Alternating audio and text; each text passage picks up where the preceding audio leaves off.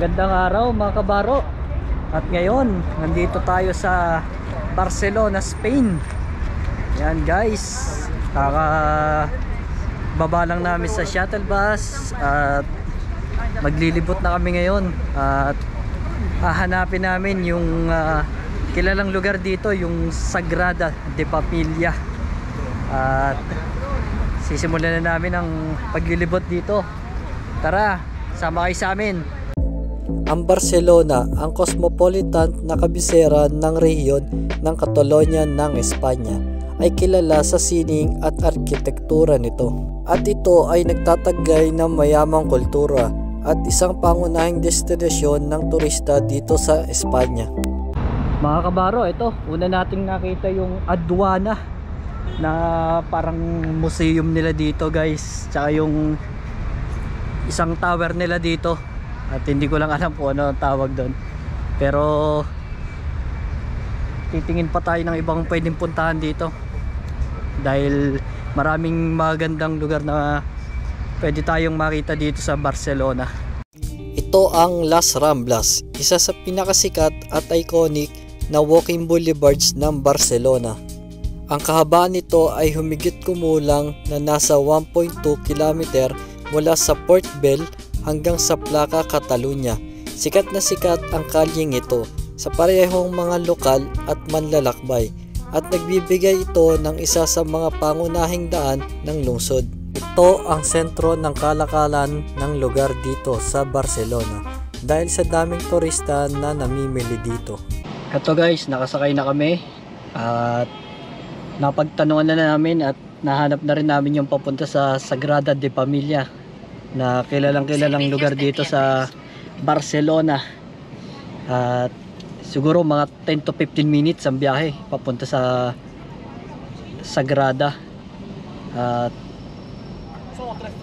sana mabilis lang yung biyahe at walang traffic. Guys, ito, andito na tayo sa Sagrada Familia na pinagmamalaki ng Barcelona. At ito, lalakad lang tayo guys para mas makita natin siya ng mas malapitan. Mga kabaro, ito, nasa likod ko na yung talagang sinadya namin puntahan dito. Ito, papakita ko sa inyo yung Sagrada de Familia. Yan siya guys, oh, nakikita nyo. Yan guys, ayan yung kilalang Sagrada de Familia. Yan, nakikita nyo sa likod ko rin. Yan, daming turista, dami ring mga pumunta sa Sagrada ngayong araw na to. Yan. Ang Sagrada de Familia ang pinaka binibisitang landmark dito sa Barcelona, isang sagisag ng lungsod. Ang arkitekto na si Antoni Gaudí ay nagtalaga ng 40 taon ng kanyang buhay sa pagtatayo nito, at ito ang dahilan kung bakit siya inilatag sa ilalim ng isa sa mga nave ng basilika. Kaya kinilala ang kanyang arkitektura sa UNESCO World Heritage Site. Ito naman guys, ito pala yung napuntahan namin. Likod pa pala to, hindi pa pala ito yung harap. At pupuntahan naman namin yung harapan niya. Iikot lang muna kami guys. Brother Vic, ano ang masasabi mo dito sa napuntahan nating Sagrada de Familia? Okay na okay ba? Hindi ba? Sulit na sulit ang pagpunta. Ito naman, nandito naman kami ngayon sa harapan na parte ng Sagrada. Ito, ayan. Ayan siya, ayun yung pinakaharapan. Dahil yung napuntahan namin kanina, bandang likod siya eh. Ayan guys, oh. Mga kabaro, Sagrada de Familia, Barcelona, Spain. Guys, ito, nandito na sa likuran ko yung kilalang Sagrada de Familia dito sa Barcelona. Yan. Hanggang ngayon patuloy na ginagawa at hindi matapos-tapos na simbahan sa buong mundo. Yan guys, sobrang ganda at nakakamangha yung pagkakagawa nito.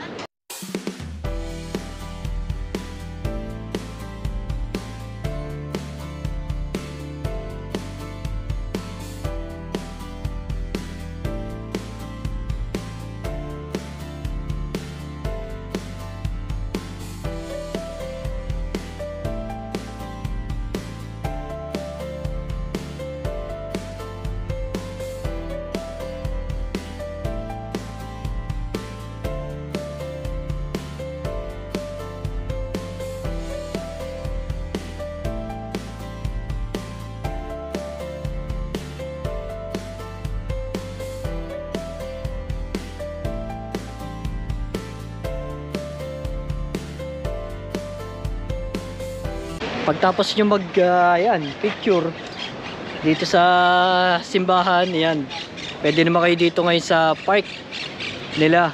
Yan, dito kayo standby habang nagpapahinga. Siyempre nakakapagod din, init tsaka palakad-lakad guys. Ayan, dito sa park na to, yan, pwede kayo tumambay at magpahinga.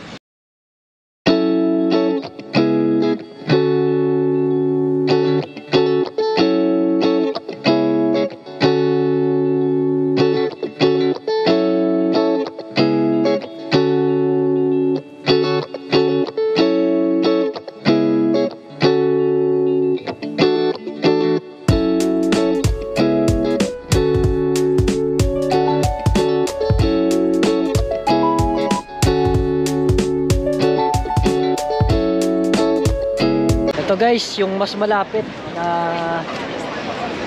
kuhanan dito sa Sagrada. Yan guys, oh, kikita nyo. Ito na yung pinaka-gate. Haba ng pila bago ako makapasok. Yan, oh. Yan, ganyan karaming tao ang pumipila dito sa may Sagrada. Yan, oh. Oo, sobrang haba. Hindi yan, ano yan. Iba yan, sa ano yan, entrance dito sa Sagrada. Natapos na kami sa pag-iikot dito. At nakapagpa-picture na rin kami. Yan, sobrang daming tao. Kaya ang hirap humanap ng magandang buwelo. At ayan, patuloy naman kaming iikot pa para makita pa yung mga magandang lugar dito sa Barcelona.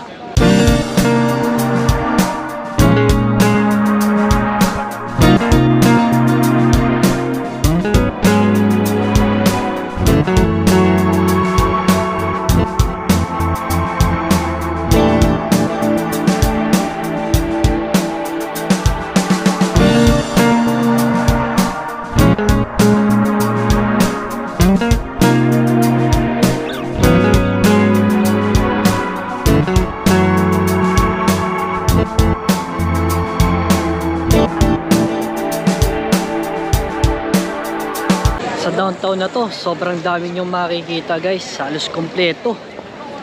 Isang city na puro retail shop. Dami, halos kompleto ang makikita nyo dito guys.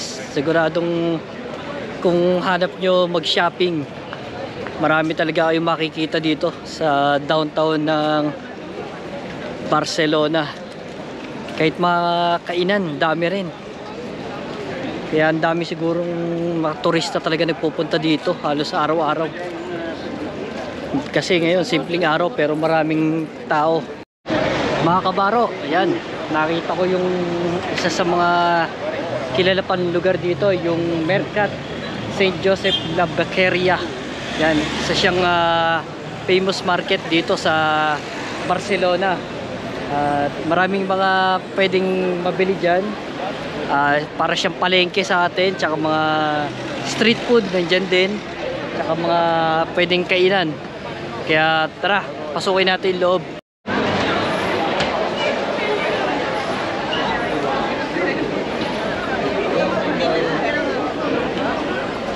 Nandito na ako sa loob. Daming daming mga panindang pagkain dito. Tsaka parang na rin siya, yung loob parang restaurant. Marami ka ng pagpipili ang mga pagkain guys. Yan, maraming street food, tsaka meron din syempre yung mga trademark na pagkain nila dito. Madaming pwedeng pagpilian.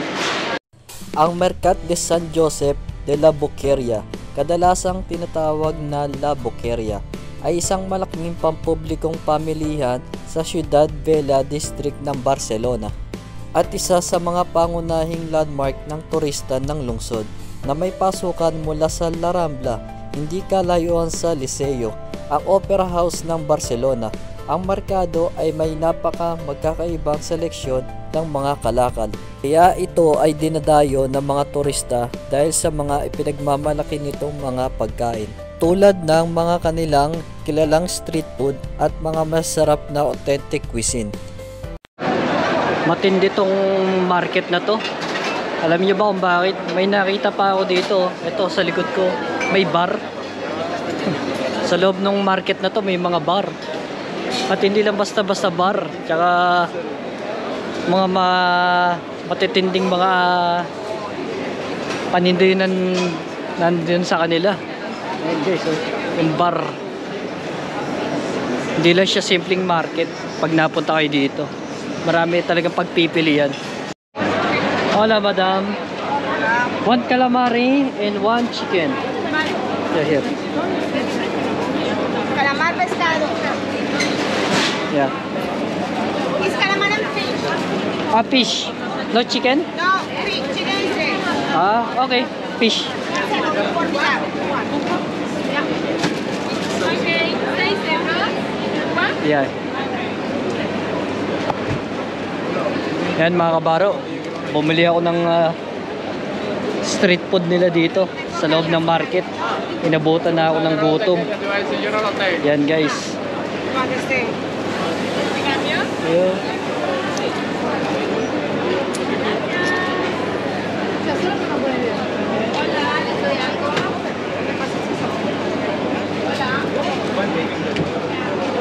Yan, inano lang, ininit lang yung pagkain. Para pag kinain natin, mayos-ayos. Nakaano kasi siya, mga naka-display ayan. Yan, marami rin pagpipilian dito. Mga pagkain. Para meron sila mga ano dito. Iba't ibang street food. Yeah, gracias. Ito mga kabaro, bibili rin ako ng juice dito. Ayan oh, daming pagpipilian. Hola. Mango. Guys, bili naman tayo ng inumin para doon sa binili natin pagkain. 1 mango. Thank you. Gracias. Ito, inabutan na ako ng gutom. Dito na ako bumili ng pagkain sa may market. Dito na ako pumwesto rin sa likod lang kasi bawal daw kumain doon sa loob. Wala kasing mga lamesa at saka upuan, pero yung mga bakante doon pinagbabawal kasi para sa palengke yun eh. Kaya ito, bumili ako calamares saka chicken wings. Ayan, ayun yung kakainin ko ngayon dito. Dami rin mga nakain at nabili dito. Kaya pag napadaan kayo dito guys, huwag nyo kalimutan kumain kasi hindi masya ganun kamahalan, tsaka masarap naman yung mga pagkain nilang tinitinda dito. Mga kabaro, eto, pabalik na ako ng barko para makapagpahinga rin. Ayan, napakita ko na sa inyo guys yung mga dapat yung puntahan dito sa Barcelona, Spain. Ayan, kita nyo naman, ang dami nyo pwedeng puntahan dito, tsaka yung mga tourist spot napakita ko na rin sa inyo. At sa susunod ulit na paglabas ko guys, salamat sa pagsuporta ninyo at palagi nyong i-like, share at subscribe nyo na rin yung channel ko para lagi kayong updated sa susunod ulit na paglabas ko at pagpunta natin sa mga bansa. Ayan. Maraming salamat guys, lagi kayong mag-iingat. God bless always. Bye.